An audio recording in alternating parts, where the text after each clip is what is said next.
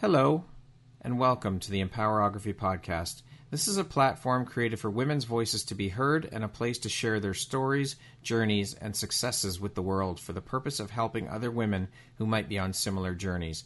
We are empowering women one episode at a time. I'm your host, Brad Walsh, so kick back, grab one of your favorite beverages, and enjoy the stories.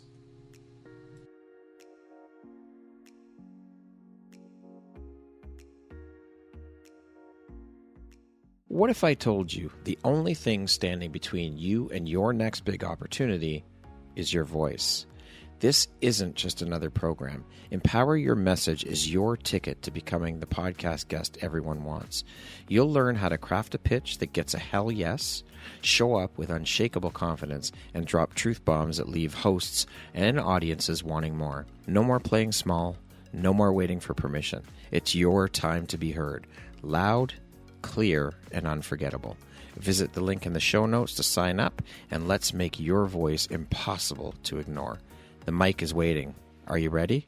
Hello there, Brad Walsh here, your host of the Empowerography Podcast, a platform that was created to help elevate and amplify the voices of women through sharing their stories. Today, my guest is Sabrina Shafer. She is a highly sought-after speaker, a behavior analyst, and a serial entrepreneur. Welcome, Sabrina. How are you doing today? Thank you for having me. Yeah, we were just talking. It's been a wild day. I really put the serial entrepreneur. I just can't stop building and selling companies, I guess. So that was my morning and no complaints. Yeah, that's a good problem to have for sure. I love that. Yeah, so thank you so much for taking and making the time to be here with me today. I am very excited to have you on as a guest and to share a little bit about your story, your journey, and of course, the beautiful light you put out into the world through all the amazing work you do. So with that being said, let us jump right in. Okay. You have built empires, as you just shared, decoded human behavior, and helped giants win at the game of growth. So I would love to know, who was Sabrina before all of this, before the titles, before the exits, all of that stuff? Yeah. And I love this question because I think so many times, at least for me, and I can imagine for other people, they see a lot of the successes, or I would see people who are just so notable and just assume they have a family title or family money or some kind of something that made them successful. And I have very humble beginnings. I'm an immigrant. I was born in Germany. It was my first language. And when we moved to the States, it was incredibly difficult. It was incredibly difficult. And I was the kid when you give presents for the holidays or getting food at the food pantry, that was us. And my mom borrowed money from a second grade teacher to get us our first one-bedroom apartment. And she used her grit and her resilience. And I didn't even realize this, but her entrepreneurial sense to build a babysitting company and then later a cleaning company that now is a multi-million-dollar cleaning company. Wow. And just started from truly, genuinely, absolutely nothing. And seeing that made me realize that there really wasn't a ceiling. In a lot of ways, it made me oblivious, very naive. And some of that, I think, saved me and made it easier for me to do some of the crazy, risky things that I've done, either in business or my personal life. So that's at the heart of it. I'm still just an immigrant, shocked and honored that this gets to be part of my life and constantly learning. I was obsessed with school. I was the kid who asked for homework. And then if I didn't have homework, I would play school and write my own homework. I was just a nerd. That's dedication. That's it. So, yeah. That's incredible that naivety transferred over or translated over to who you are. And then, of course, having your mother as a role model, it doesn't get any better than that. That's like life lessons you're learning in real time from witnessing what your mother did and built, and that the resilience that she had is just fucking inspiring and incredible. It's insane. When you think about, she barely spoke English. She's got 2 kids. And she goes, okay, I have no money. What do I do? What on earth do I do? And she knew innately, I've got to get these kids a lot of therapy. So I was in more therapy than I did the math. And it's like short of 20 years of therapy. It's good and bad. And what I make of it what you will. But she knew I've got to get these kids in education and I've got to keep them busy and I've got to get them in therapy. And what I learned from that is you don't have to know all the answers. Yeah. In everything I've done, I've had coaches, counselors, you name it, therapists. I've had so many people help me across along the way. Even in writing my books, I had people who had written books before. In running the marathon, I had a running coach. In public speaking, I had a public speaking coach. Even in running businesses and selling businesses, I had executive coaches and people I leaned on who had sold companies prior because I didn't know what a data room is. I didn't know how to evaluate a company. I didn't know how to do all those things, especially a services company versus like an AI company. So it just taught me that you don't have to know all the answers, which really helps you drop the ego and frankly grow faster than you would do yourself. And it was one of the best lessons I probably could ever share with anyone else. I love that you shared all of that. And I think it's an incredibly important point that you make around the fact that we can't do this thing called life alone. We can't do business alone. We are meant as human beings to do this in unity with one another, in community with one another, because we can't do it alone because we don't know everything. We don't have all the answers. And I think that's the sign of a good leader is knowing that you don't have all the answers and that you can ask for help and lean on those around you. Yeah. Yeah. Completely agree. What was then for you the catalyst moment or experience that made you realize you had a gift for reading people and not just what they say, but what also drives them? That started way before I even realized I was starting a business.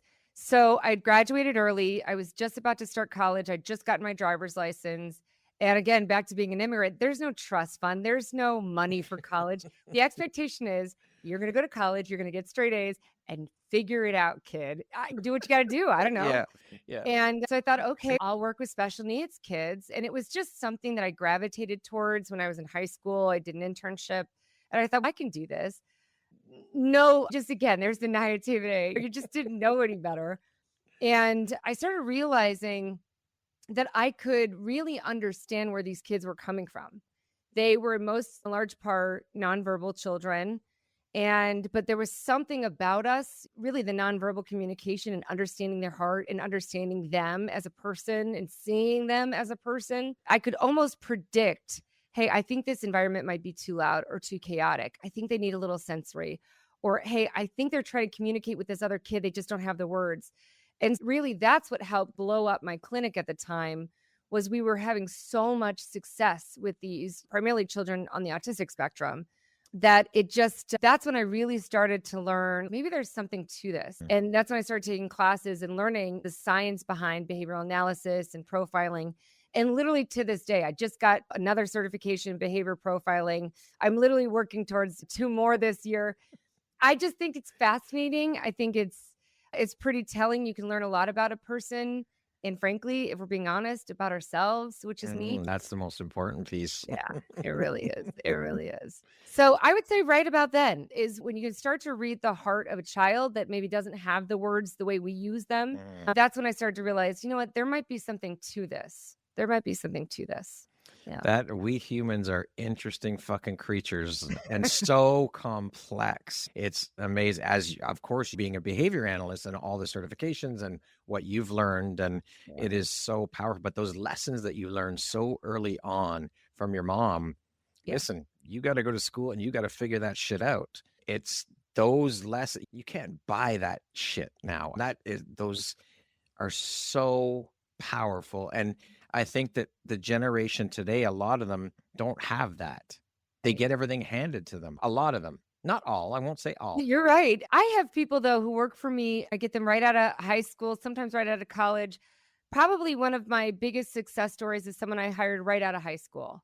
Okay. And now she runs a large part of 3 of my companies. And she is a beast. So I genuinely think, and you know who you are, I genuinely think it depends on the person, and the parenting is a big part of it. Yep. My mom always said, I don't care what you do, but you do it right. And you do it with integrity. And that was just at the heart of everything we did. So if you were going to school, you were getting straight A's. Yeah. And if you didn't understand something, I would get a tutor and I would figure out how to get good grades. And if somebody wasn't good at school, then school's not your thing, but you're going to figure out what is your thing and you're going to do it well. Yeah. And well meant help other people. How are you going to make this world better than you left it? That was such a big part of my childhood. Yes. And that is probably one of, if not the most important lesson for people is to be in and of service. That's part of why we're all here. That's the biggest Right. piece of why we're all here. And the young girl that you have guided and mentored, she is that way because of your guidance and her parents and her upbringing. But Her own you played drive. a big piece in that. So It's one of my favorite things to do is to take some because by the way, it happened to me. I wasn't supposed to be this tech entrepreneur and I was a behavioral analyst turned attorney. And then this tech company said, "Hey, you've got something here. Would you come to our tech company?" And I'm like, "No, I'm a lawyer. What are you talking? No." And then a couple, probably 6, 7, 8 quarters later, they just kept pursuing me and they said, "Fine, you write the contract. You write it." And I mm. wrote a really good contract and they signed it. And a We're decade talking later, about here I am. I know. writing your own ticket. Holy shit. I know. Listen, there's a whole bunch of hassle that came with that too. It's not I'm always as easy sure. as it sounds, trust me. Yes. But yeah, it really is. It's really been so much fun to look for the right. And Warren Buffett talks about this. A lot of like truly incredible leaders talk about this. But if you're looking for the qualities in somebody instead of like their resume, do they have this? Mm. Because I've also hired people that were arguably at the end of their career and said, "Hey, look, I think we try this over here." And they love it. And it's their fourth, fifth, sixth career with me. Yeah. So I think you're really looking at the heart of the person. If you can look at their character as opposed to their resume, that's been the most successful for me in hiring and building teams. Yeah. Because life experience is huge. Yeah. Yeah, exactly. Exactly. What were the earliest clues for you that you saw the world and human behavior through a completely different lens than most people?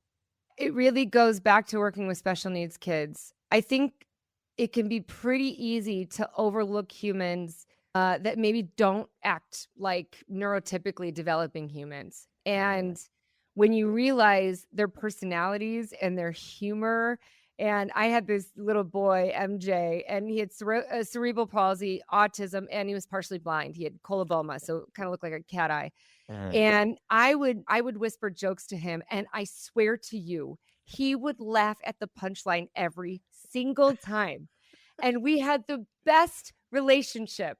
He was just the funniest kid. And I think when you start to see the human in humans, we can really overlook that. We can look, Brad's a jerk, or he spilled my coffee, or he kicked my puppy, and or what? You forget the human element. And I'll tell you what's made me the most successful in business, the most successful in life, arguably, and happier, I guess I would argue, is when you can really see the human side of things. Don't forget the Mhm. human element of any part of life.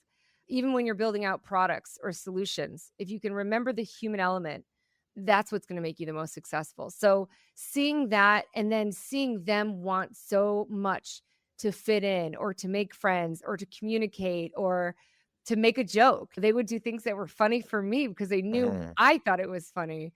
That's really when I started to see the human side. And even through all of my training, I'm in a training right now. It's just a blend of behavioral analysis and profiling, but also some psyops and things like that. And part of it is you start to learn or you're trained to look for the suffering. And it brings out the human side of things that you go, Mhm. huh, what must have happened to them for them to act like this now? That's it. The curiosity piece is Yeah. so Well important. said. Yeah. It's when we have conversations. I think this is part of what's missing from a Mhm. lot of conversations that people have with one another because it, I've had conversations with people and you can almost see the wheels turning as you're speaking. They're waiting to jump in and respond, right? Instead of just listening, we're given two ears and one mouth for a reason. Use Yeah. these more than you use this and Yeah. be fucking curious because Yeah. I think people go into a conversation, a lot of people, I think, with the idea of, I'm going to force my opinion and my belief down that person's throat, and this is how Right. it's going to be, and I'm right and they're wrong. If you look at it through the lens of curiosity and say, ask the person, how the fuck did you arrive at what you believe? Like, where did Yeah. this opinion come from? How did you form this way of thinking? I really want to know. And listen with your heart, ears, and this. Listen, like really Yeah. listen Yeah. to someone when they're speaking and be curious. I Absolutely. think that would change the narrative around conversation totally. Yeah. But it's so hard. There's ego in the way. Yeah. There's trauma or suffering in the way. Mhm. I think a lot of us, and myself included, Mhm. the most imperfect, fallible, just a mess of a human. but so much, and it took me a long time to realize that and then to say it in public. Yeah, It's hard. I it mean, so is. much of us are in survival mode and we Yep. think we're just chronically fatigued and we've just or yeah, survival mode. Yeah. And so I think if to your point, if we can take a step back and go, it's not that serious. I think sometimes we take things a little too serious. Mhm. It's not that serious. None of this is you don't win an award at the end of all of this. We just Nope. die. Whatever you think happens Mhm. afterward. And by the way, I don't know. I haven't been dead yet, but if I die, I'll let you know what happens. I'll come back and fill you in. I'll play you in. Yeah, I'm happy to. I'm happy to. But I think none of us know. No. And one thing I talk about all the time is you have to give yourself and other people permission to change your mind. Mhm. We get on politicians and celebrities and all these people about, they said this 10 years ago. Let's cancel them. And it's maybe that was acceptable 10 years ago, maybe not. Mhm. Yeah. But let's hear them out. Maybe they've changed their mind. And to your point, if you're curious, maybe you'll change your own mind. I Yeah. can't tell you how drastically I've changed my mind on massive topics like abortion, religion, cannabis. I've changed my mind and I've flip-flopped Yeah. because the more information I get, the more I'm thinking about something, the more I'm like, Mhm. maybe it's this, maybe it's that.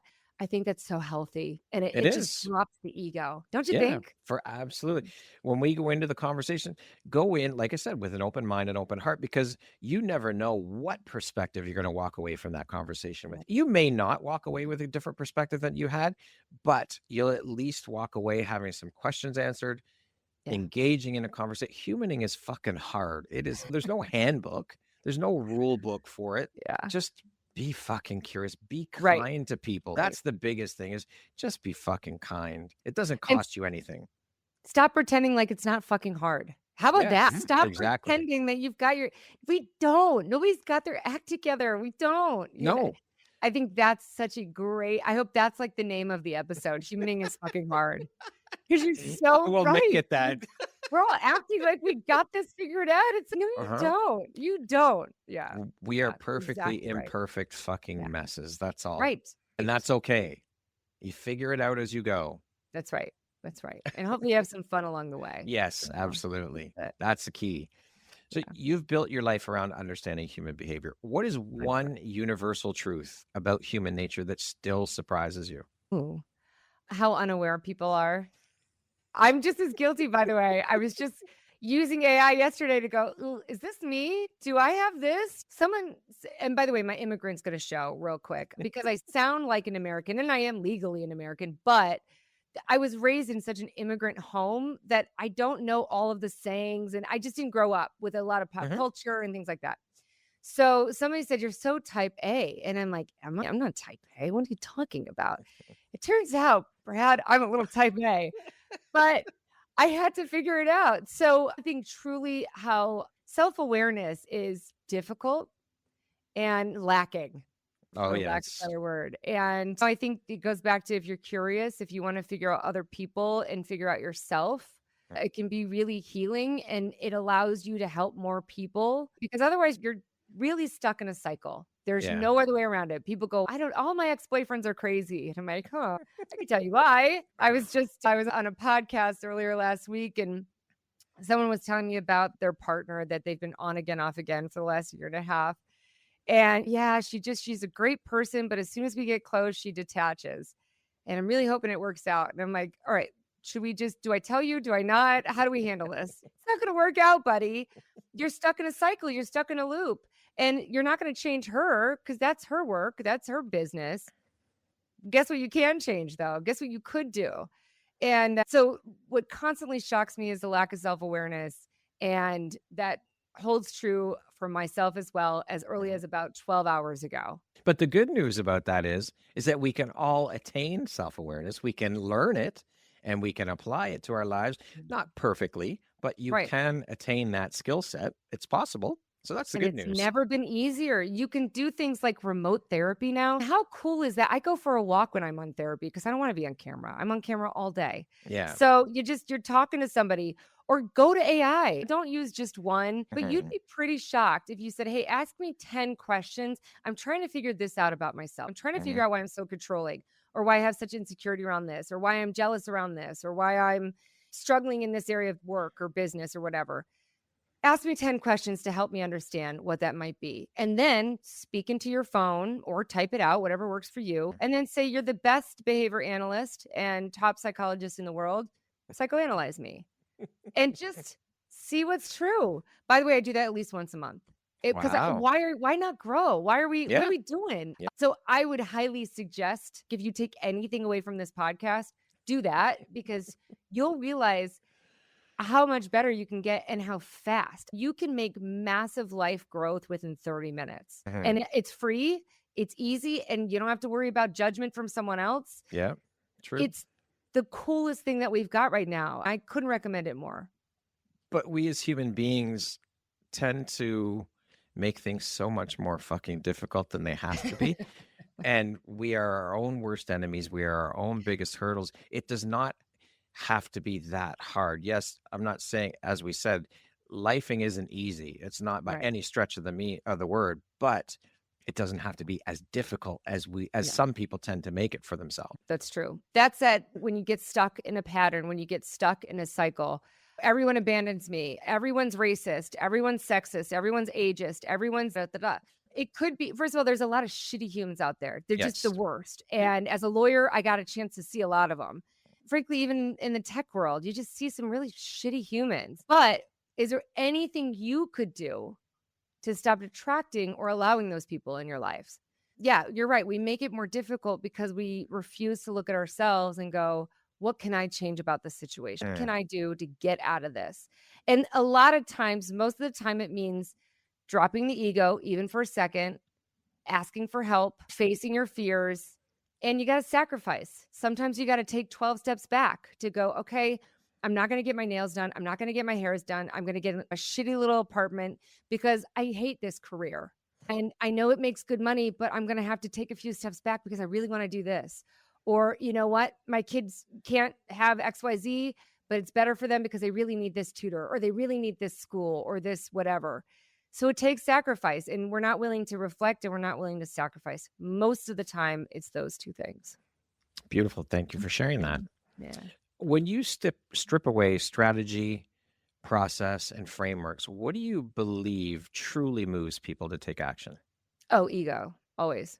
100%. Yeah, it's always ego.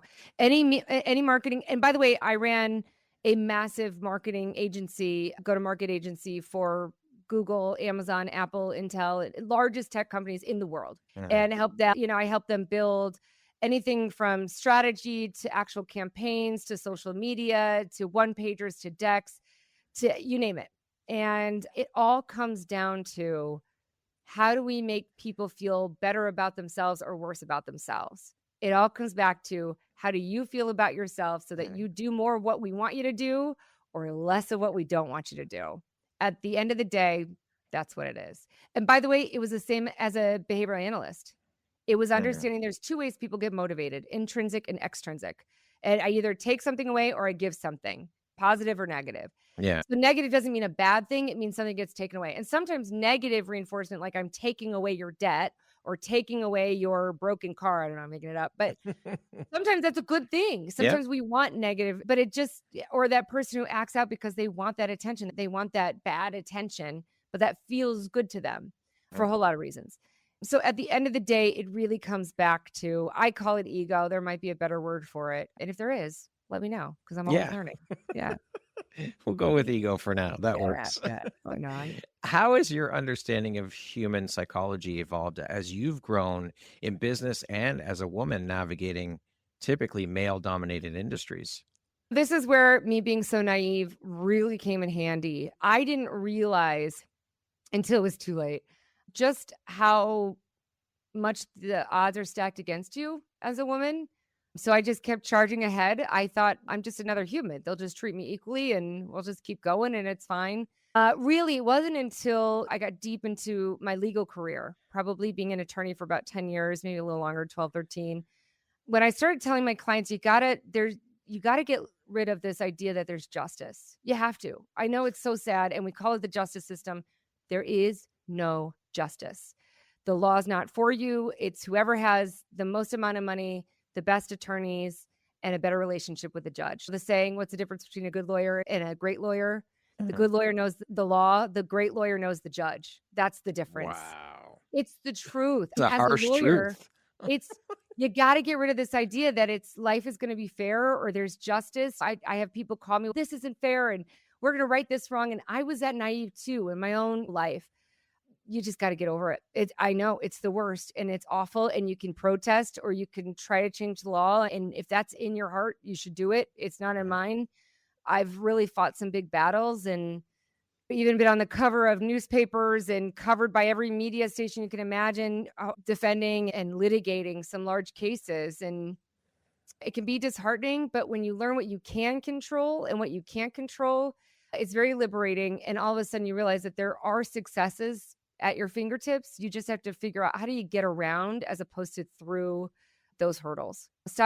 For me, at least, I'll speak just for myself. I wanted to fight it and I wanted to fix it. But maybe part of it is by me being on these podcasts and normalizing these conversations, and your work obviously really helps that charter. But at the end of the day, you also have to learn, like, when do you dump a dud? When do you just, and this is good dating advice. This is good sales advice. This is good business advice. You got to learn when to drop a loser. And sometimes, again, as a woman, to your question, as a woman in tech and law, which were very dominantly men, you just have to understand there's going to be stuff. I wrote an article on how do you navigate sexual advances as a woman in tech. It will happen to you every year, multiple times a year. There's just no way around it. And it's disgusting. And it's the highest of people that you go, really? You? Really? Like, huh? I thought you were safe. I thought you were good. You're married, or you're this. You just got to get over it. You just have to learn how to set boundaries and control what you can and figure out that life's not going to be fair. I know. It sucks, but listen, business is brutal. There's no other way around it, And like I said, I used to try to fight it, but now I fight it in different ways. I fight it by being successful. There you go. Yeah. That's always the way in the end to be successful, to continue. I think we just have to continue on our paths doing the work that we're here to do and surround ourselves with heart and like-minded people. Yes. You're so spot on. That is so critical. And even the science behind, you make within, 5-10% of the people you surround yourself with, you think like them, you even show up and engage like them. Yep. It's so true. But again, that goes back to, what can you control about it? Life's not going to be fair. It's not cool. It sucks. But can I control anything about it? Yeah, I can get better people around me. That's exactly it. I'm so glad you said the only thing we have control over is ourselves, our emotions, how we react to situations. That's it. You can't change people. Right. So continue doing your work, continue on your path, and surround yourself with those people. And I think those are the keys for sure. Yeah, completely agree. Yeah. Was there ever a defining, I don't like to use the word failure, so we'll use the word pivot point, that taught you more about human behavior than any success ever could? Oh, yeah. So many. How much time do we have? So many. As a litigator, when I knew, at one point I was representing an orphan, very smart young man with autism, and we were up against Chicago public school system that has multiple millions of dollars a year to fight us. Literally David versus Goliath. And they had the largest firm, they had the partner of the firm, they had their own internal firm. So your taxpayers' dollars hard at work fighting this orphan. And it was devastating. I pulled in several congressmen, some senators, the president at the time. We ended up winning the case, but it was because I wouldn't shut my mouth. I was just so determined that, I know, shocker, I'm a loud mouth, but here I am saying, like, move around it. Listen, I have flaws. I get it. This is much for me as it's for them. So that's certainly something, like I said, when you really have to start realizing that you can either fight it or you can be successful by moving around it. So there's certainly situations like that, or like we talked about, when people do things to you or try to do something to you and you go, wait a minute, I'm a good person, or I did this. Yeah. Well, why are you doing this to me? I did this for you and I made you $20 million. And here what's going on? Certainly those instances. I'll tell you, more recently, I started a couple companies, most notably 2 tech companies, in February of 2020. Worst possible time to start a company. Best decision, worst time. Unbeknownst to you. At the time. It was the worst. And there were at least 2 moments in that where I said, that's it. I'm done. I'm shutting the doors down. We're closing up. I do not care anymore. I can't do this. It was the hardest thing I can remember that I've ever done. Fortunately, pain is fleeting and I get it after a little time, but it ended up being, so maybe not as much failure, but it should have been a failure. It should have been, if I would have quit, it would have been, but it ended up being my most lucrative. It taught me so much about myself, even about my own grit and resilience and what was important to me. It brought around a band of people that were so incredible and that truly I consider family. And all because that's how Fear Forward started, is I was just sick of being scared. And I'm like, you know what? Fuck it.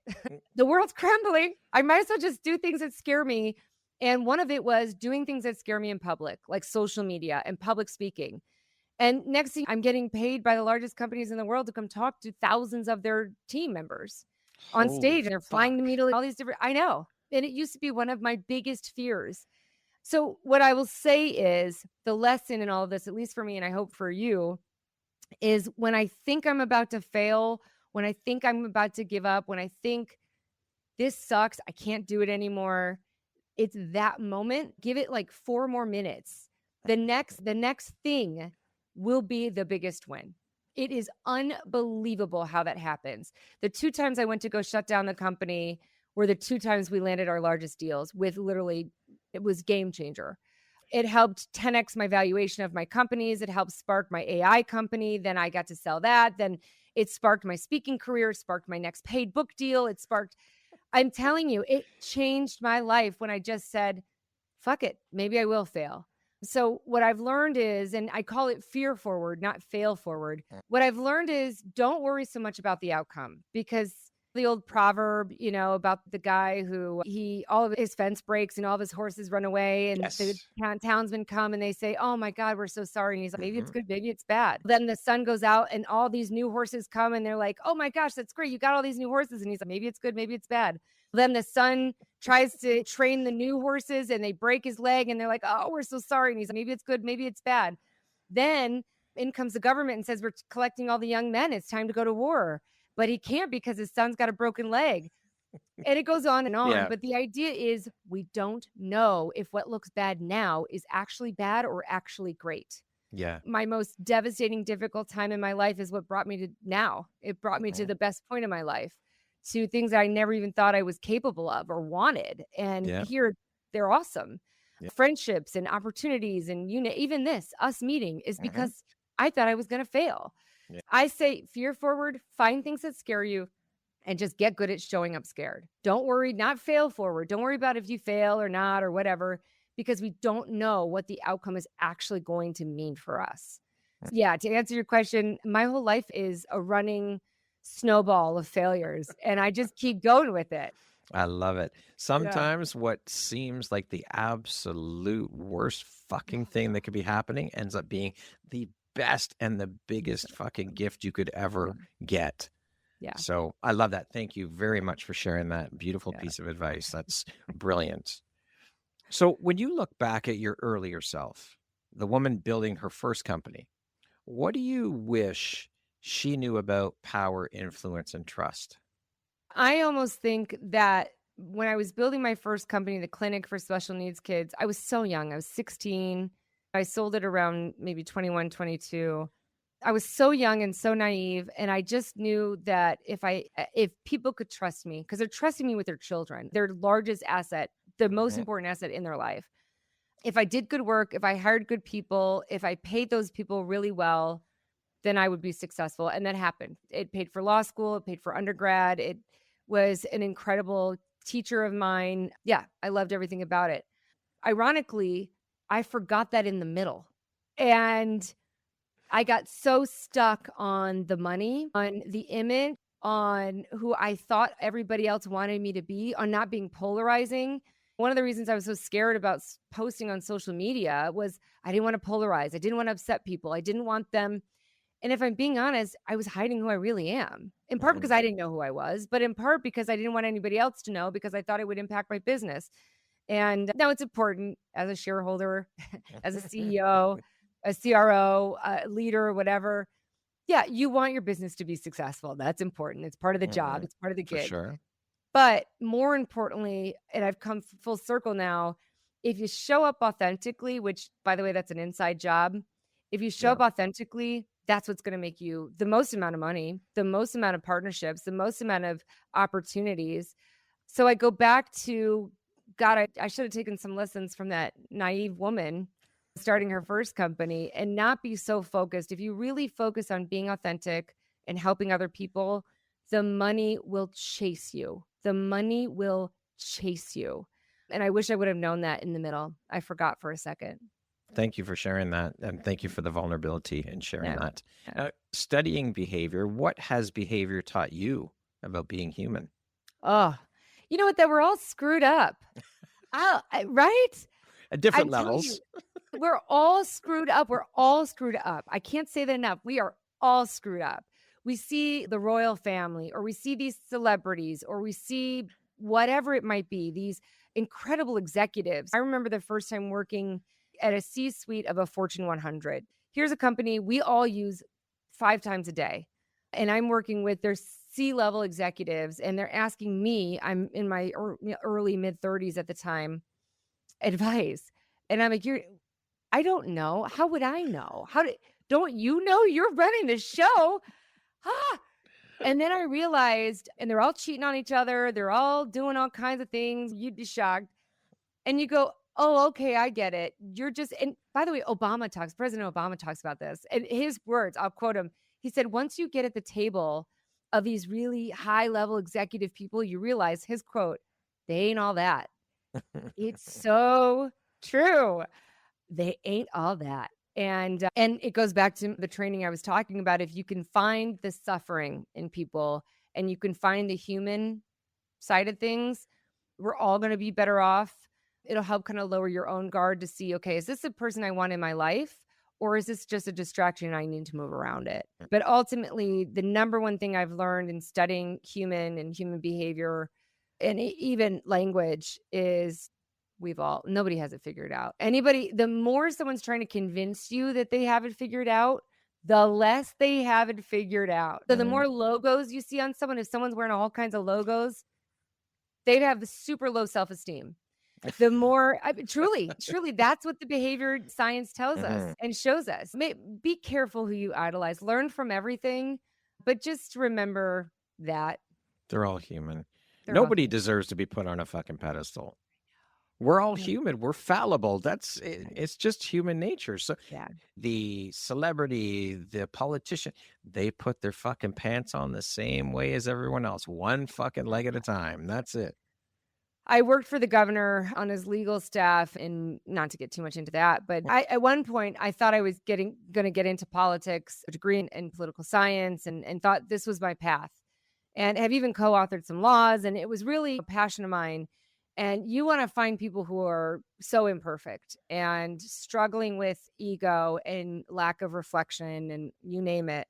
Politics is a great way to go to look. Yeah, we should do some more studies there. And yeah, I'm glad you brought that up because it's so true. It is. So It true. really Yeah. is. Yeah. You call yourself the human behavior decoder.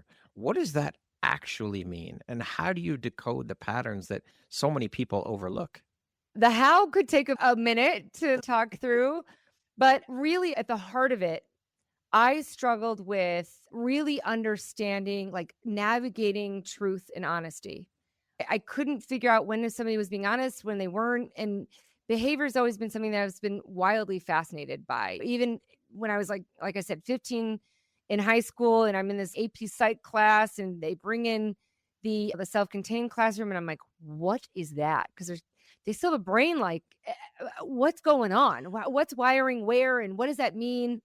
And so at the core of it, at the foundation of it, it's really understanding why people do what they do. And that's what I'm masterful at. I understand people, I understand patterns, I understand language, I understand why people do what they do. And then, admittedly, because of my background and some of my businesses, I understand how to get them to do more of what you want them to do and how to get them to do less of what you don't want them to do.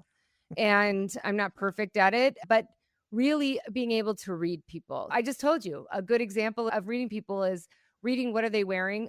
Here's a good exercise. Literally every single one of us can do this right now. Okay. Go to an airport, go to a store, and I want you to find somebody who's very organized.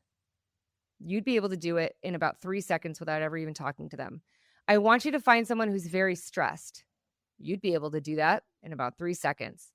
We already can do it. It's just starting to pay attention to it. So for me, I'm looking at things like a lot of behavior decoding and reading is in the eyes. You're looking at things like blink rate and signs of approval. You're looking for like micro expressions and things like that to understand what's important to people. So that's really important to me as a public speaker. If I want to be compelling, I want people to know when I'm being honest or when I'm being serious or when I'm being funny or whatever it might be. So that's really important in my day job, but it's also really important in marketing and building tools and customer success, especially now with all the work I do around AI. So it's just fascinating. It's just fascinating to me. But there's truly, fundamentally, everybody has a little bit of it already in them. Just you can hone it a little bit more. Right. So are you able to ever turn that off? You think about thinking about that. Everyone you meet, are you constantly analyzing? Are you able to turn it off? I'm not going to lie. No, I'm not. I didn't think so. See, and here I get uncomfortable. So I'm going to shift. Reading my body language. Here we go. No, I'm not. And I can imagine how horrible it is to be my partner. I cannot imagine because I can tell almost instantly because you're also, so here's a fun trick. Here's a little bar trick. When you ask somebody a question, like if I ask you, hey, Brad, what's your last name? Walsh. Yeah. Okay. So right away, the answer is fast. If I tell you, hey, did you go out Tuesday and go buy that half a kilo of heroin? No. And you're like, oh, see, your answer's fast. There you go. He's being honest. So you're looking for you're really looking for change. You're looking for change. Are they avoiding? Are they not? And then you're looking at where is their eye going? So if I say, hey, what's the fourth letter of the alphabet? D. Okay. So now I'm looking, okay, was he going up left, up right, down? Where is he going when he retrieves normal information? And then if I go, hey, remind me, work backwards here. Now, where were you at 7:00 on Tuesday? And you go, when you're looking down. Yeah. Now you're all of a sudden you're going, that's weird. He retrieves information in the upright. That doesn't make any sense. Or you really start blinking really fast. Or this one's a good one when people like close their eyes and talk with their eyes closed. So it just tells you a lot of information. So back to your question. It's hard. I love this. It's hard to turn it off. It is. It's a lot of fun. Like I said, I was just on that podcast and we wrapped up the podcast and he's talking about his partner. And I literally had to say, look, do you want me to tell you? Do you want to spend another 1.5 years and come back later? And he's like, yeah, tell me. And I'm like, dude, cut it off. It's been 1.5 years and you think it's going to change all of a sudden? She's not in therapy. She's not doing anything to change it. No, even if she was in therapy, it's going to take at least, behavior takes a while to change. No, sometimes I wish I could turn it off, but I've been doing it for so long and you must have a lot of fucking fun with it at times too, though. It is a lot of fun. It is a lot of fun. Yeah, it is a lot of fun. I do like it. I love that. Yeah. Amazing. Thank you again for your honesty. I love this conversation. It is so fucking good. What is one of the biggest myths people believe about influence or persuasion that you've learned to dismantle? Oh, they think it's about them. And sometimes it is. So I teach this a lot to like my business clients. So here's a common one that happens. People go, hi, my name is Brad. I'm CEO of Exit AI. Nice to meet you. I'm out of whatever, sunny Philadelphia. I don't know, make it up. That's the least important thing. Nobody cares. And most of the time, unless your role is something that people would understand, and even then they really don't know, really what it should be is, my name is Sabrina. Before getting into tech, by the way, don't add your last name. It's irrelevant and people forget it. My name is Sabrina. Before getting into tech, I was a behavior profiler, which basically means I understand why people do what they do. And I help you get them to do more of what you want them to do and less of what you don't want them to do. And I am out of sunny Chicago. So you're giving them little pieces that I add in the sunny because it gives them a feeling. And you want to attach feeling as opposed to words. People remember how they felt, not what you said. And a lot of times when you're trying to influence or persuade, you think it's about you. You need to have a compelling argument. You need to compose yourself in a certain way. You need to show up in a certain way. It has so much less to do about you and so much more to do about the other person. And it goes back to fundamentally what we said, which is if you just focus on being a good person and helping other people, you'll be more persuasive. Yeah. And being authentic is part of being a good person. I think it's less lying usually. Yeah, for sure. I think fundamentally, if you're trying to influence and persuade, stop making it about yourself. What came to mind when you were saying all of this for me is thinking about the old way of networking meetings. People walk in with their fucking stack of business cards. What do you do? What's your name? All the bullshit, all the day-to-day superficial bullshit markers, when really you should be going in there and saying, how can I help you? What can I do to help to be of service to you? How can we work together? That's something I learned. It was a very tough lesson for me learning when I first jumped into entrepreneurship as a photographer. I was of the mindset I was going into companies and asking them to collaborate, but what they could do for me. Yeah. And I got a mentor. There you go. Yeah. Early on, it was probably in the second year of my business. And he said, Brad, you're doing it all fucking wrong. You have to go into these companies saying, how can I help you? What can my services do to help your business? And that fucking changed everything. Right. That little nugget changed absolutely everything for me and the way I do everything now going forward. So I'm grateful to that mentor so early on in my journey for that lesson and for that nugget that he shared. And I actually am so grateful. I went back to him last year. He mentored me for about 6 months. And I went back to him about a year ago now. We hadn't talked in quite a while. And I reached out to him. I said, listen, Randy, I just want to say thank you for what you did for me. You shifted everything for me. Wow. And he was so grateful that I reached out to him out of the blue to say thank you. And that's all it takes. This is part of being a kind human. It doesn't take much. It really doesn't. Right. People appreciate those little things. And there's so much science behind that. I'm blanking on the name of the book. I think it's the Science Behind Persuasion. It's a yellow book. I can see it, and the writing is in red, but like the Science Behind Persuasion or something like that. But they've done so many studies behind if you give something to someone else, if you help someone else, they do feel this level of indebtedness and how you contribute to them. In fact, this is a very interesting study. They studied waiters and waitresses when they were giving people the check. How did they get a bigger tip? And it had less to do with about the service. Of course, the service, you want it to be good. Yeah. But I'm reading your behavior. I knew you are. I knew it. At the end of the I could time, feel it. I could see you're uncomfortable. You're like, how long is this girl going to blah, blah, Oh, blah? no, I'm loving the conversation. But I knew you were doing that, though. Go on. But anyway, so long story short, they go up and they just give them the bill. And they say, thank you. Oh, it was great service. Have a great day. Then they go up and they leave 1 mint. And they say, here you go. Thank you. Have a good day. And they got a fairly good tip. Then they left 2 mints or chocolates and they got a better tip. But here's the trick to how they got the biggest tip. They came up with 1 or 2 mints and then they came back and said, you know what? You guys have been so awesome. Here's another chocolate or here's another mint. It exponentially increased the level of the tip because when people feel like you're giving something to them, they feel like in return, they're going to help you. And there's tons of studies around this, like with vacuums and all kinds of stuff, but it's fascinating. So you're right. And by the way, that's how I sell companies. I do not need to sell a company for me. I am absolutely fine. But I literally just worked on selling one yesterday. The biggest thing is, hey, this is the vision I think I have for your company. This is the research I've done. And I think this is the money you guys can make based on what you said. You need to grow in this way. And I think this is how you do it. I might be way off here. What do you think? It doesn't have to do anything with me. I can take it or leave it.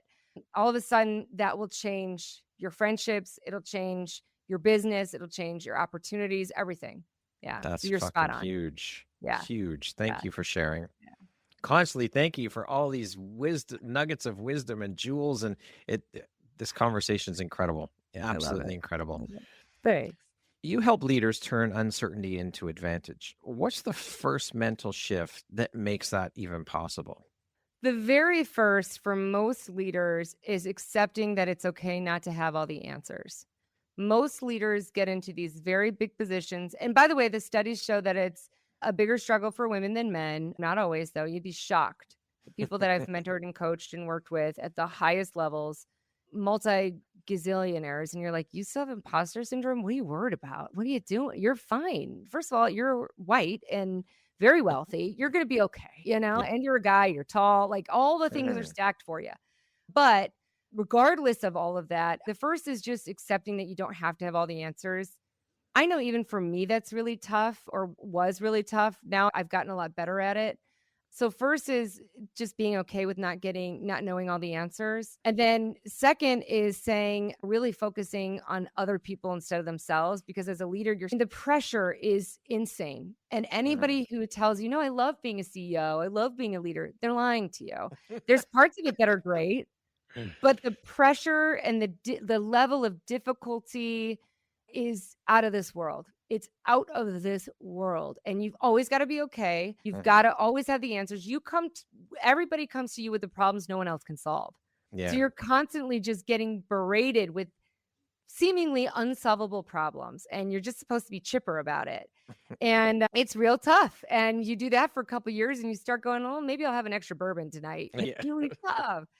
So admitting that you don't have all the answers and then admitting that it's not necessarily just about you, but the world and our shareholders and our board and you name it, even our teams can make it feel very much like it's about you. And a lot of times we get the accolades, you get on stage and you get these awards and blah, blah, blah, blah, blah. And it gets to your head. Yeah. And there's a lot of brain science and neuroscience around what that does to our ability to think and rationalize and problem solve and that. So I would say those are probably the two largest barriers to Okay. leadership and their ability to really get to the next level. And so when you look at leadership today, what do you think most leaders have forgotten about the human beings that they lead? Oh, that's a good question. This might be controversial, but I guess let's just go there. Let's go. I think they forget what it means not to be a multi-gazillionaire when you're really looking at the highest levels. If you're talking about startups, I work with a fair amount of startups, and if they're not in some kind of deep level of seed funding, round 2, 3C kind of levels, but if they're really putting in their own money, they're at a different place.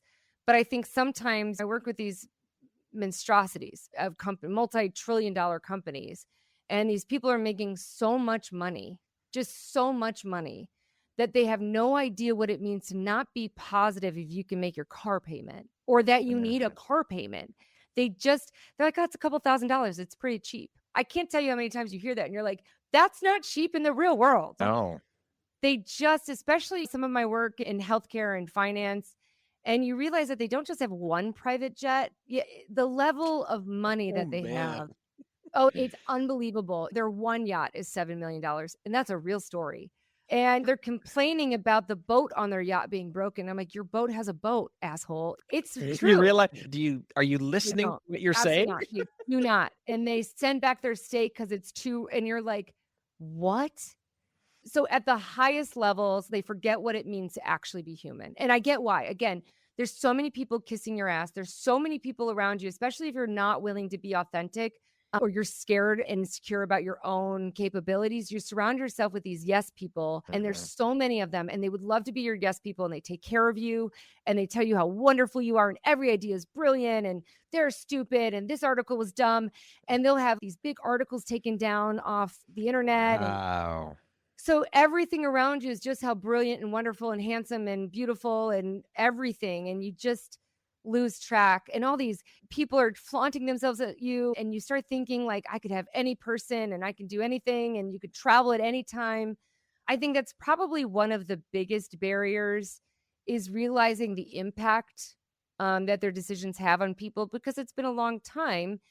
And admittedly, there are a fair amount. I don't know what the percentages are. It'd be very fascinating to learn. I don't know. My guess would be 30 to 50% of people are in the seat that they're in because of some kind of ties or connections. They went to the right school, they have the right last name, they have the right father, whatever it might be. And those especially struggle. I was just sitting down with a massive law firm. You've seen their billboards, you've seen the commercial where all the numbers are the same numbers.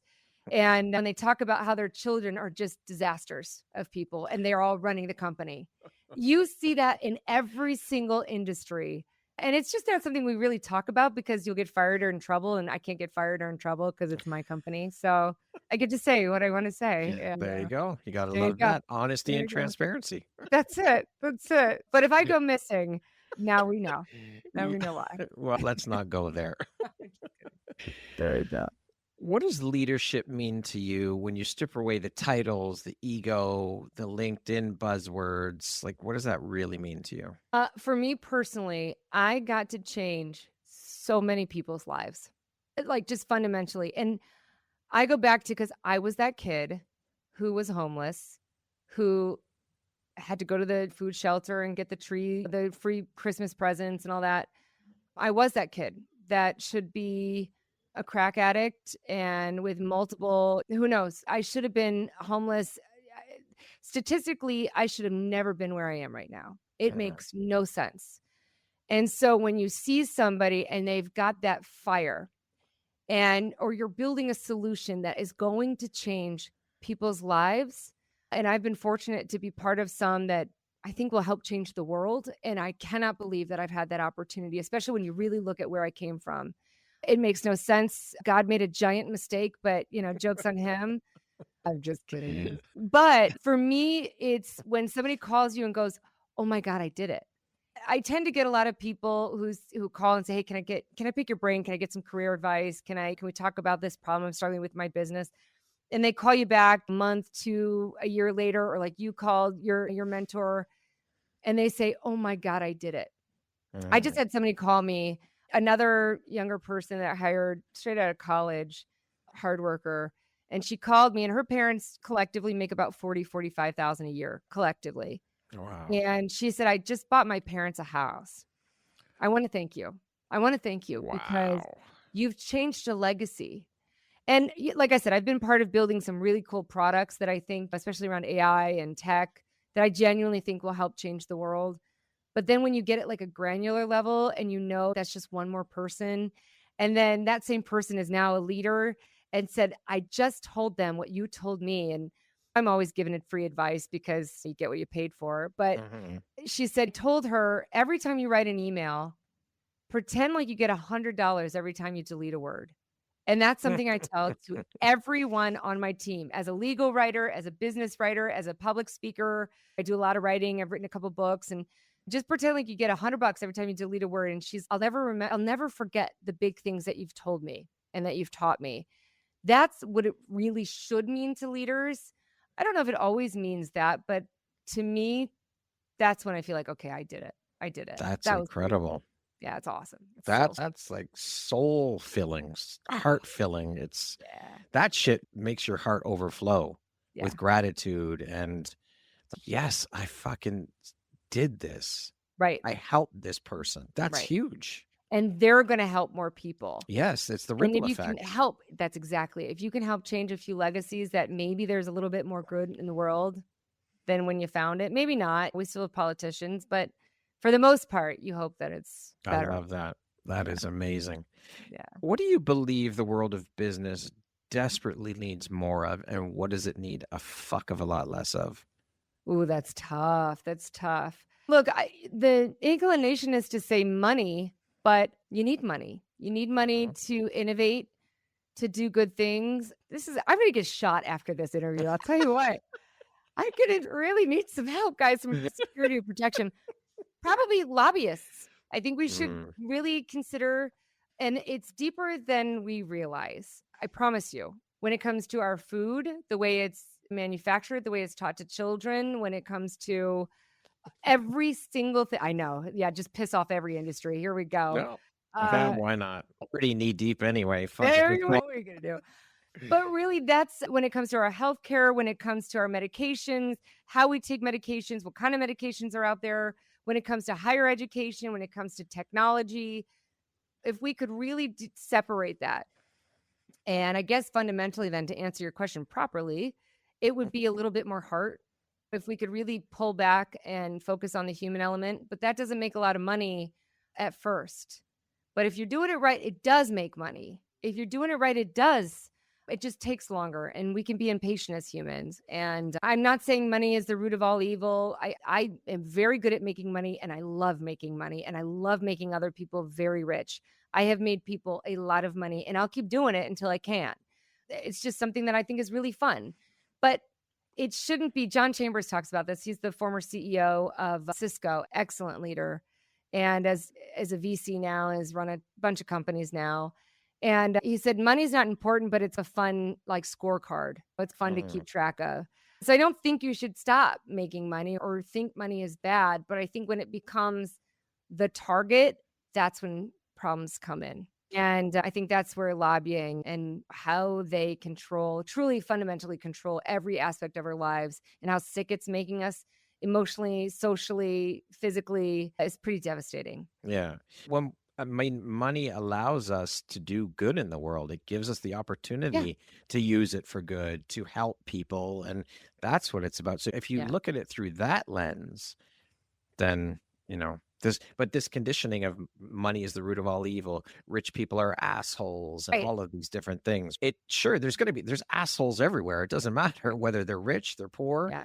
There's assholes everywhere. It's just That's true. how you view it, your Yeah. perspective on it, and Yeah. how you shift that. So So true. So true. when you think about influence, not the social media kind, but real influence, what does that mean to you? If you can fundamentally get someone to find out who they are and grow into themselves. I studied leadership really my whole life, but especially when I was really starting to build my larger companies, I wanted to understand, this is just kind of part of who I am. I wanted to understand why the leaders that I love and follow so much, why they are who they are, how they got there, what they do, why they do what they do. And what I learned is when I watch people's progressions, Oprah was an example of somebody that I studied really closely for a long time. And what I realized is they grow into themselves. I am hopefully better today than I was this time last year. And if I can Uh, keep doing that, goes back to investing in compound interest or compounding interest, it hopefully will compound and I hopefully will exponentially become a better person. So if you can help from an influencing perspective, people feel like they can be their best, most authentic self and that they can and should grow into who they're truly fully meant to be, that's real influence. That's at the heart of if you're following me on social or any of my stuff, you'll see that's what I talk about and that's what I try to be. I'm like I said, so messy and so screwed up and all the things. But what I really try to be is my best, most authentic self. This is who I am right now. And it hopefully is going to change tomorrow because I've learned some stuff and grown. I don't want to be the same person this time next year. I want to be better. If I can help a few people do that too, I think that's real influence. and that's a beautiful gift to be able to do that for someone, to give to somebody, for sure. Everyone has it, by the way. Yeah. You don't have to be a leader. I genuinely know because of my studies in behavioral psychology, every single person has influence. We're hardwired for it. We have these Mhm. things called mirror neurons. And so like literally our brains are functioned to mirror what other people are doing. And so it doesn't matter who you are, where you are, what part of this stupid socioeconomic ladder you're on. And by the way, that can Mhm. change in a heartbeat on both sides. Every single person has influence. And that's pretty powerful when you think That about it. is That's for pretty sure. powerful. Yeah. It Yeah. is. If you could implant one mindset belief into every leader and entrepreneur listening, a mental software update, what would it be and Mm. why? I love that, a mental software update. I really, at its core, I really wish that they could continue to see the human element in things. I really, and this goes back to like we were talking about with lobbyists and politicians, but also as we're building out products. I was working on something with Dell Technologies and they're trying to make their products more inclusive. And one of the things I was doing, and he was actually on my podcast, it was I was working with one of their leaders over there and he said, I'm partially blind and I have a progressive disease that I'll eventually be fully blind. And he's out of the UK and he said, I was walking down to the subway and I'm holding the railing and I could feel they had braille under the railing, Wow. which seems like so what? But normally we have braille where we can see it, which makes Mhm. no sense, as opposed to having it on the railing so that they could feel it. That's somebody who understood the human element of a solution. That's someone who's solving problems for the human, not for the money. And by the way, when you do solve for the human, the money will come. And I promise you, because out of all my companies, when I solve for the human element, I always make more money than I ever deserve. And I make a lot of other people a lot of money, more than they deserve too. It's just part of real business and real leadership. Now, I think that it starts again, it's an inside job. I think when we allow ourselves to be authentic, which means showing up with the good and showing up with the bad, all of a sudden it makes it easier for us to let other people do that. For sure. Yeah. It's a permission slip.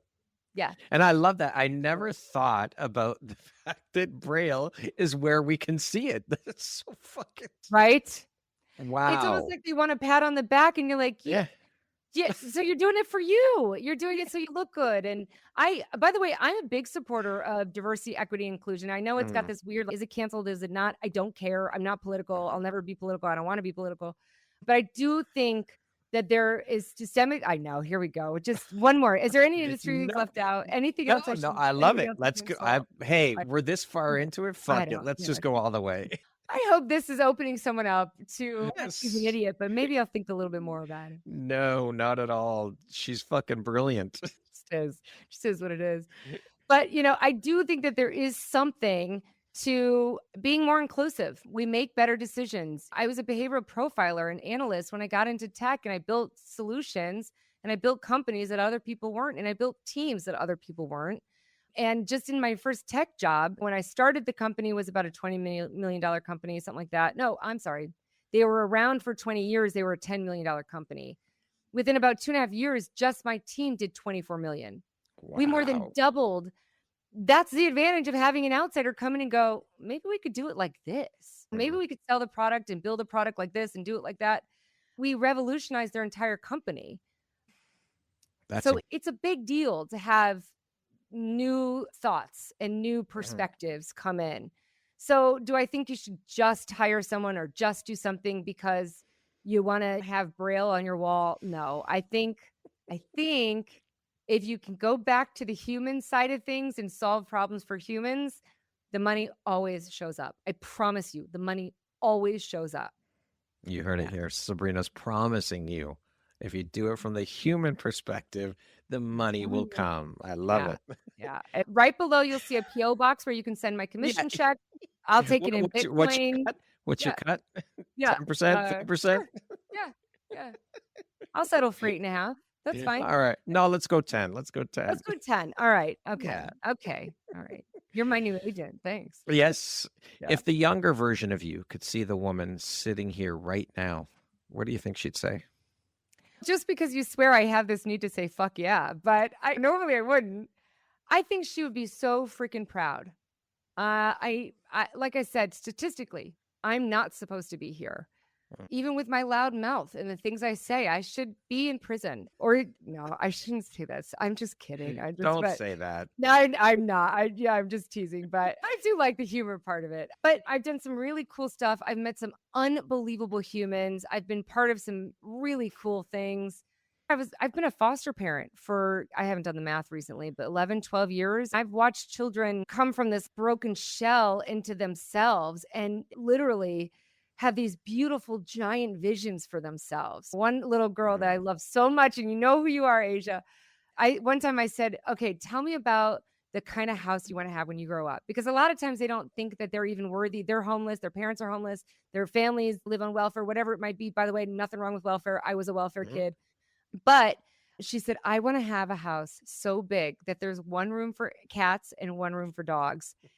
And I love that. I love that there's this fire and this vision that, yeah, I could do it. I could do it. In fact, I'm going to do it so good. I'm going to get all these animals and they're going to have their own room. She didn't even have her own room when I asked her that question. So it goes back to your question about what's influence. That's real influence. Yeah. That's real persuasion. Yeah. So if I would have known, if little me would have known, you're going to get the opportunity to do this once a week, maybe once a day, at least once a year, I don't know if I would have believed it. And I'm so incredibly, I don't want to say honored because everyone says that word, but shocked, if I'm being honest, blessed and excited because I cannot believe that I get to do this every day. It's so cool. Amazing. Yeah. What does freedom mean to you at the very deepest level beyond money, status, recognition? This is something I'm learning right now. So come back next year and let's figure out what I've really learned. This is fundamentally what started Fear Forward. is I realized fear was literally dictating everything I did and didn't do. It was crazy. It was so debilitating. And I didn't even realize it because on paper, I was already successful. I graduated third in my law school class. I passed the bar. I was a partner of my own law firm. I was just doing really well on paper. But so much of who I really am meant to be was hidden. I didn't even know. I didn't even have my own opinions about things because I was so afraid of other things and just didn't give myself the opportunity to grow into myself. So I think that's the biggest part of it. That's the biggest part of it is fear and learning how do you not let fear control you? How do you let fear become almost like a compass to fuel you, to dictate? And what I say or what I do in my own life now is if something scares me, it means I should do it. And I write it down. I have a list on my phone. If something comes up that scares me, I do maybe even a part of it, or I do the whole thing if I'm courageous enough. And that's been the biggest change in my life is being able to be my most authentic self and to even know what that meant and what that looked like and giving myself room and grace to go, no, I'm not only going to change, I want to change. Yeah. I really genuinely mean that. I think for me, I'll just speak for myself. I felt like I had to show up perfect. I had to be perfect. I had to have all the right answers. I had to look perfect. That's just, maybe it's a young man's game. I don't know, but not anymore. Yeah. Not today's Satan, as the kids say. But yeah, so I would say fundamentally that's what changed so much for me. Okay, so you've mentioned a couple times now. Can you tell us about Fear Forward? Yeah. Please do. So so Fear Forward is at its heart is finding things that scare you and just showing up terrified and all. It's just getting really good at being scared and doing it anyway. There's all these like self-help books and mantras and all that. And they're all good. They're all great. I have a degree in psychology and I like it. But what I found is you can't really think your way out of this stuff. At one point, I was doing like 2 sessions a week in therapy. And I just decided I'm done talking. I'm just going to go do it. Yeah. And it fundamentally is just get good at being scared. Accept that you're going to be scared. I'm going to be the person who does things when I'm scared. That's who I am. I'm saying stuff right now that is probably going to make me look stupid, make me look wrong, make me look whatever. I'm going to get some kind of social rejection. I might get some approval. We'll see. But this is who I am right now. And so Fear Forward is fundamentally just find something that scares you and forward. Do it. Don't worry about the outcome. Don't worry about what other people think and start small. You can start as small as you want. My first Fear Forward is so trivial and embarrassing that my editors asked me to stop talking about it because they're like, Sabrina, this is not relatable. Nobody's going to, and that's the whole point. It doesn't matter. It's my fear, not yours. It's not supposed to make sense to you. It was scary for me. And in a couple of weeks, I'm going to get on stage in front of a couple thousand people and tell a story people don't want me to tell because it's my fear. And what I found is because I was such an overthinker and still am, so I use this all the time, is what I do is when I'm scared is first of all, I tell myself why I do scary things. That's just who I am. I do scary things. The outcome doesn't matter. But what I say is it's my job to show up as my best, most authentic self. Was I my best? Did I get enough sleep? Did I read the questions? Was I prepared? Did I whatever? If not, okay, then I know what to do different next time. I can stop overthinking. Was I my most authentic self? Was I truly Sabrina in that moment? I'm a little caffeinated right now, so I might be a little hyper. Tomorrow, I might be a little sleepy. I'm going to show up different. But was I authentic? Was I just who I am right now? Whatever the hell that is. If yes, then stop. Because the next part of that rule is if you show up as your best, most authentic self, then it's their job to figure out what to do with it. I don't like everyone. Not everyone's supposed to like me. That's okay. Yeah. That was fundamentally the shift that changed my life so drastically in every single way. And not just the money, which that part was cool. That was fun. Yeah. But it was the opportunities, the friendships, the depth of friendships. I started being able to have difficult conversations, to do things that were scary, you name it. And Fear Forward has changed every single part of my life. And in the absolute biggest and best ways I never even thought I wanted, I needed, I didn't even think it was an opportunity. So that's why I tell so many people about it, because it was an accident. I stumbled on it because I was just annoyed of going to therapy all the time and not getting better, or not like seeing the growth fast enough. And I was just sick of fear dictating my life. Yeah. And it's just changed so much. And so it could be anything. I've done extreme mountain biking, hated that. Turns out I'm not going to be an extreme mountain biker. I learned that the hard way. Fell so bad. That hurt so bad. I ran a marathon. I was terrified of swimming, so I did a triathlon. Funny story, never gonna do that again either. I signed up for the triathlon without knowing how to swim, and turns out you do need to know how to do that. And I've done public speaking, I've written books, and then those are the things that I do. Those are the things Yeah. that were fun for me. And so it just helps you, like I talk about, it helps you find who you really are and grow into who you're meant to be. And so much of us are just scared. That's every leader. That's everybody who's stuck at certain place in their life, whether it's family or career or something else. We're just scared. And so if you can just get good at being scared and showing up anyway, stop trying to like do it when you're not scared. You're going to be scared. It's just going to happen. And just be someone who does things that are scary.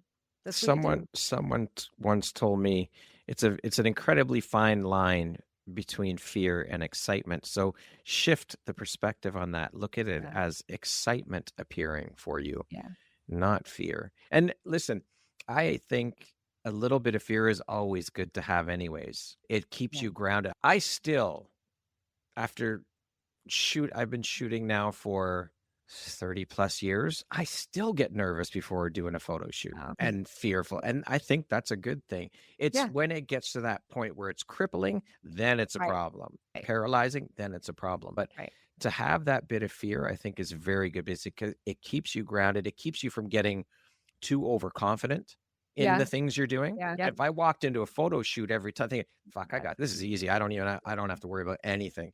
No, because there will always be something that that happens that goes wrong, or that you just roll with it. But fear is a good thing to a certain degree, for sure. Yeah.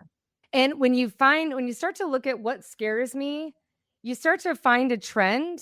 And it's shocking because I've been doing it for a couple of years now and I still have things that scare me. And if you can just get good at doing things that are scary, it'll open up these opportunities that you just never thought were even possible. It's literally the reason I'm here right now with you, is because I do scary things. And it's just been so fundamental to my friendships. I literally, even where I live, every aspect of my life has changed because I just do scary things. Love it. It's been so fun. How do you define success? What does that word mean to you? Boy, that's evolved a lot. And I'm going to, for the first time today, I'll be vulnerable. Just kidding. Sorry for that. And honest. I defined my value and worth based on my accomplishments. And if I'm being really honest, I still do. I struggle with that. And that's something I'm working on because I'm an overachiever. I skipped 2 grades. I started college early. I graduated law school at the top of my class. I blah, blah, blah, blah, blah, blah, blah, blah, blah. And for so much of me, I wanted to be my accomplishments. That was enough. Or I wanted to be the whatever I looked like in public. If I'm being honest, what I'm hoping success will look like for me is being your most authentic self, is really finding out what was your purpose here on earth. Was it really to make all that money, or did you do something good with it? Were you really able to lift up all these people? Were you a great foster mom? Was that your purpose? So right now what I'm learning is to lean less on my accomplishments. And it's really tough. It's really tough, at least for folks like me and me specifically. So success to me really means and needs to mean, so I'm talking to myself as much as I'm talking to you. That's all right. Yeah, is really seeing how can I help other people? How can I really genuinely change their lives in the right ways and help them prioritize the right things? Because I'm sure you get this a lot too. At least every day somebody calls and says, hey, can I get your advice on something? Hey, that's just kind of part of being human. And is my advice so centered on here's how you can make the next buck? Because I'm not kidding. I'm really good at making money. It's just something I'm really good at. But is that's what I'm doing? Or is it, hey, I think you're really good at this And I think these are areas you can grow in. And I think this is how you help change the world. And I think this is how you change your part of the world or the global or whatever. So that's really how I'm learning to define success, as somebody is so laser focused on accomplishments. There you go. Come to me next year. Let's see if I did it. Yeah, I'll let's challenge let's do myself a that. We little. will do Yeah. that. Yeah. What does the word empowerment mean to you? Ooh, being honest. Being honest. If you are empowered, you can be honest. And truth changes, truth evolves. But when I feel my most empowered is when I can be my most honest, either one-on-one in difficult conversations, or when I'm speaking to my team or speaking to a client or speaking to giant audiences. I'm about to go on stage as a couple thousand, maybe 3, 4,000 people. Just think about just like the hours, the money that's costing that company to have, let's call it 3,000 people in the audience. If I screw that up, it's costing them so much money to have those people not working for that hour. And they're in the middle of just an insane rapid growth in technology. AI is changing our world and it's just beginning. And with the stocks and boards and shareholders and all of that, there's so much change within these organizations that we don't even see.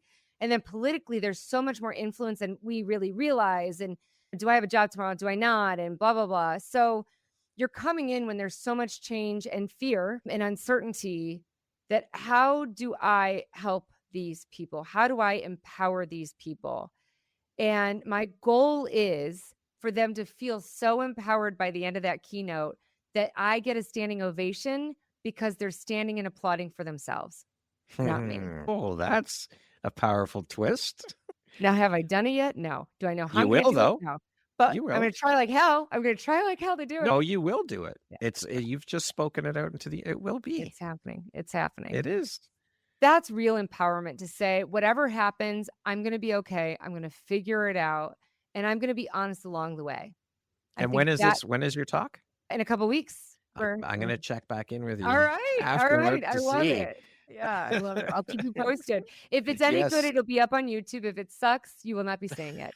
So just going to put that out there just so you know. All right. You know what? Because I said it and fear forward. If it sucks, I should still put it out there, shouldn't I? Yes, you should. Absolutely. Okay, so the next grouping of questions just be a rapid fire section. So just 1, 2, 3 word answer type thing, okay? All right. What is your favorite place on earth? Ooh, Salt Lake City, Utah. One of your secret or hidden talents? Singing. If you could teach the world one thing, what would it be? Fear forward. What is one of your guilty pleasures? My dog, Louie. What is one word that sums up your mindset? Happy. One book that changed your life? Oof, that's tough. There's so many. Golly. Shouldn't I say a Bible? Should I say that? No, it doesn't have to be. If it did, great. If it didn't, that's okay. There's other books. So many. Boy, you know what? From a business standpoint, how to win friends, how to influence people and win friends, or whatever that. Dale Carnegie. Yeah. That was a good one. That concludes our. Oh, no, sorry. One more question. One word that defines the woman you are becoming. Powerful. Okay. That concludes our rapid fire section. Now back to our regularly scheduled program. I have one bonus question that I created that I did not send you ahead of time. All right. What is one habit, ritual, or practice that has been a game changer in your personal growth? I've been doing this. So I have self-diagnosed ADD, or I might just be a procrastinator. I'm not sure. But I have been doing this my entire life, literally since I was a kid. And I recently learned, I'm reading this book, The 5 Types of Wealth. If you haven't picked it up, definitely read it. It is so good. The 5 Types of Wealth. It talks about wealth and relationships and your time and your business and your investments. Great book. And I was reading in the book that Ben Franklin used to do this. So I thought I was original. Turns out people have been doing it forever. I block out time in my calendar. I just live by my calendar. And if I'm not feeling like I want to do something, I'll set a timer for myself. Sometimes it's literally only 4 minutes because 5 sounds too long. And I'll set a timer and I'll say, I'm just going to do this for 4 minutes. I'm just going to do this. And then once you get going, you're good. But I live by my calendar and I set these investment blocks, which is something I teach my team. I talk about it a lot on my social, which is find one skill. And we talked about this a little earlier with the AI trick that I use. I will block out. Now, for me, it's about an hour, but you could start with 10, 15 minutes and keep bumping it up. where I go, I'm going to learn this skill this week or this month. And if you're struggling with what skill to use, I found that this helps really well. Go to maybe your top 3 to 5 trusted people that you really just love and trust their opinion and say, we're going to play a little game, but you can't think. Don't think, don't anything. And maybe we'll do this with you. We'll do it in real time right now if you're up for it. Yeah, Okay? yeah, All absolutely. right. When I say this word without thinking, I want you to tell me the top 3 to 5 words that come to mind. Okay? But you can't think. You just got to go rapid fire. What? Yeah. All right, let's go. Okay. What comes to mind when someone says Sabrina? Blonde, happy, AI, Okay. entrepreneur, kick-ass woman. Okay. There you go. By the way, thank you. When you do that with, say, 3 to 5 people, you'll start to see a pattern. I like to focus on things I'm really good at because I like getting better at things I'm good at. There's a reason I'm not good at the other stuff, and I don't want to get better at them, usually. Not always. We've talked here about some of the stuff I'm working on. So not always, but sometimes. And I will use my investment block, and it's literally on my calendar across all my different companies. Everyone has everybody has access to my calendar across the networks because they need to see when they can. I have an open calendar policy. So anyway, but they'll see my investment block, and I highly encourage people to live by their calendar, do my timer trick, and do an investment block. Whether it's you're struggling with, one thing I'm working on right now is how to become a better investor. I really want to get better at really understanding stock investments, but at a deeper level. And so that's when I'm investing an hour a week. It's an hour a week. Think about how much time we waste on TV. We could do that, and maybe break it up, start with 10 minutes.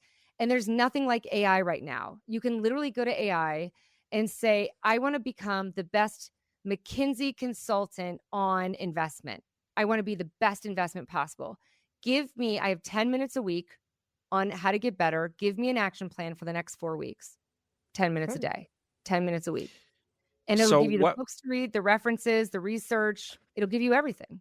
So what we just did, that little exercise that we just did, that is to help you figure out what to invest 10 minutes a day, a week, whatever it is, working on or trying to better yourself at. So you go to 2 or 3, 4, 5 friends, whatever, 3 to 5 friends, trusted people, and say a word, and then ask them to give you 5 words back that come to mind. And there will be a pattern among typically. That's your brand. Whether you like it or not, that's your brand.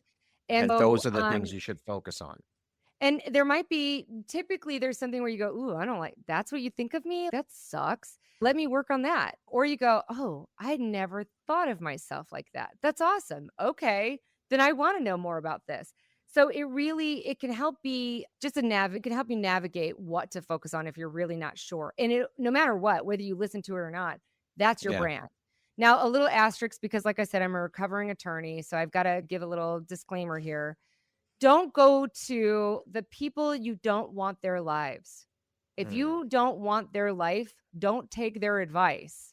So don't go to someone who's terrible at investing and ask them for investing advice. Don't go to someone who has a terrible marriage or can't keep a partner for relationship advice, because guess what you're going to get? So be wise, be conscious, be reflective of who you're asking. But I do that practice probably at least once a year, if not once every half a year, to really go, okay, is my brand changing? Forever, the word driven always came up for me. And I'm like, that's weird. I don't really where's the driven coming from? Just recently, blonde started coming up within probably the last 2 years. And I've always been blonde. So that's interesting. It's just data. So what is there to work on there, though?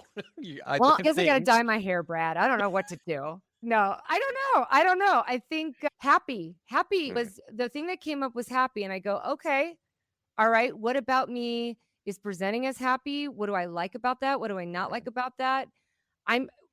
Fundamentally, I hope, and I genuinely think my purpose is to help people be more joyful.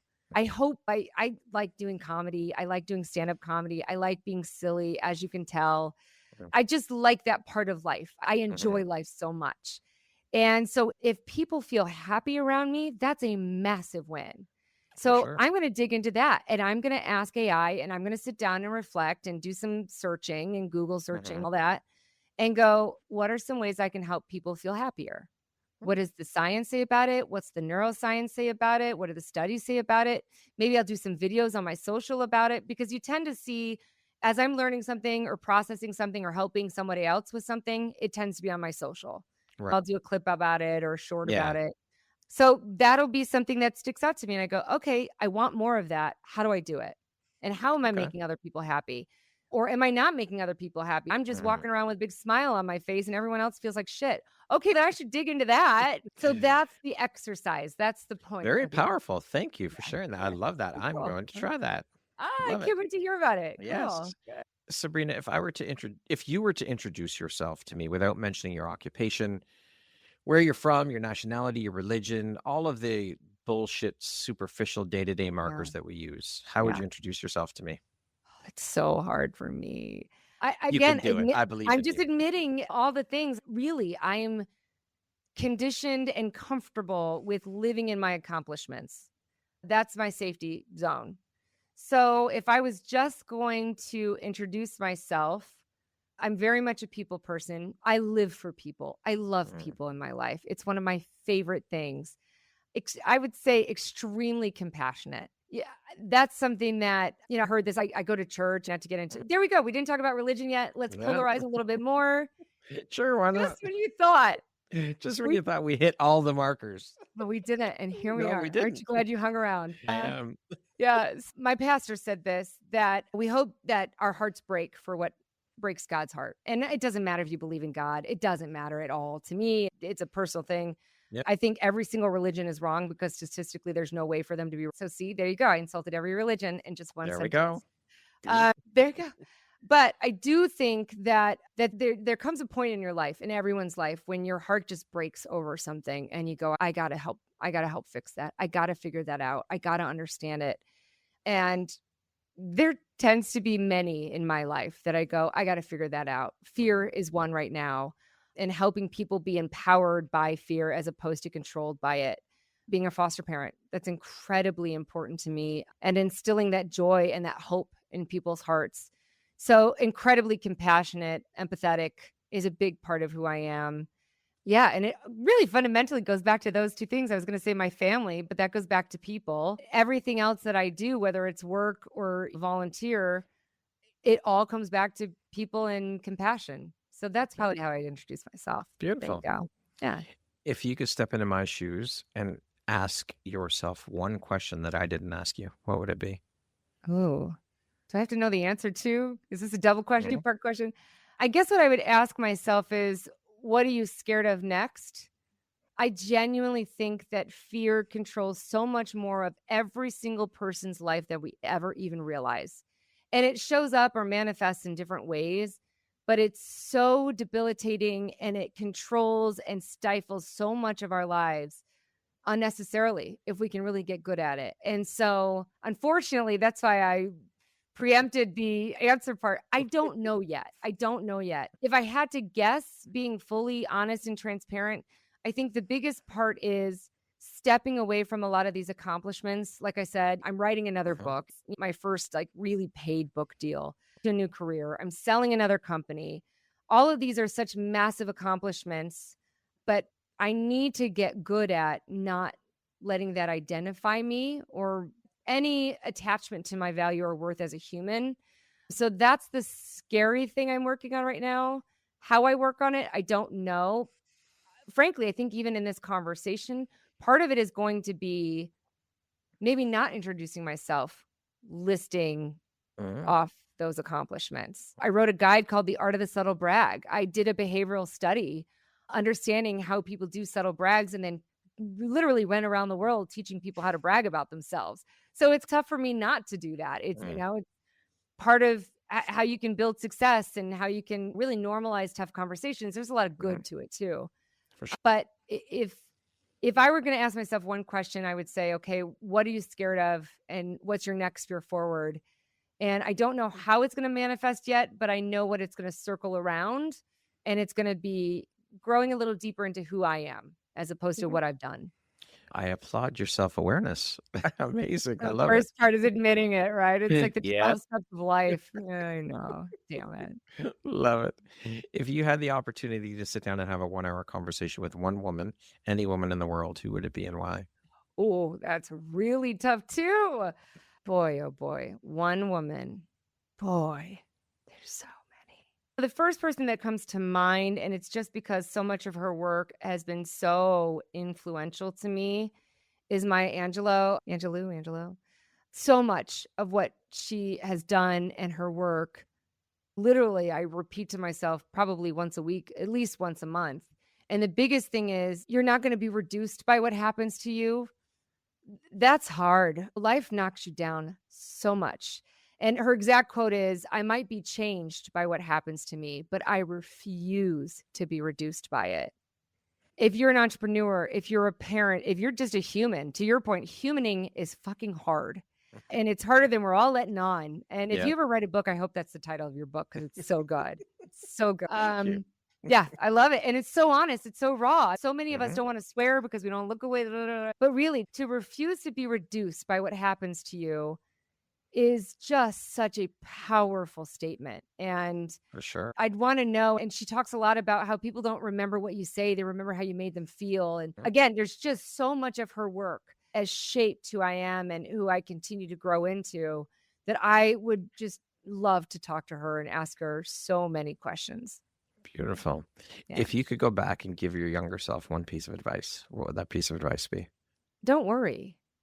So much of life is worry or fear. I was worried I wouldn't have enough money. I was worried I wasn't going to be successful. I was worried I wasn't pretty enough. I was worried I wasn't smart enough. I was worried I wasn't tall enough. I was worried. And it's going to be okay. It really is going to be okay. So I would go back to myself and just I'm learning this now and really doing it now is really enjoying the ride. Really just enjoying it instead of worrying about it. It goes back to that proverb we were talking about, which is maybe it's good, maybe it's not. So you might as well enjoy it. Worrying about it is not going to do anything. If it's bad, it's going to be bad anyway. If it's good, Yep. it's going to be good anyway. So just enjoy the ride. That was a big lesson that took me until I was about 37 to figure out.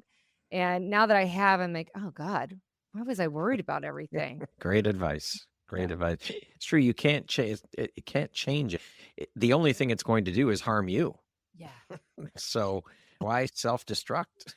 And there's a lot of signs that you make worse decisions. You can't think as well. Your amygdala gets triggered. You have all this cortisol shooting through your system. It's just, it's a disaster mentally, physically, socially, emotionally, you name it. And there were so many things that I thought were going to ruin me and were genuinely the best things that have ever happened to me. And I just wish I would have in that moment gone, okay, this is happening too. Okay, this is happening too. Yeah. Because it's just in me to strive and work and grow. I go back to I was the kid who wrote my own homework. It's just in me to want to learn. So This I'm too never shall going to be pass. stagnant. This too shall pass. Tom Hanks talks about that a lot, and it's really beautiful because the good will pass too, by the way. Yeah. Don't get so comfortable writing that. I've watched some very wealthy, very successful people fall real quick. And I've watched some really not wealthy, really unsuccessful people rise real quick too. So don't get too comfortable either way. You're right. Yeah. This too shall pass. Yeah. Love it. Yeah. Lastly, Sabrina, if you were to deliver your last 30-second speech to the world, your corner of the world, your tribe, your people, what would that last 30 seconds sound like? What words of wisdom would you impart?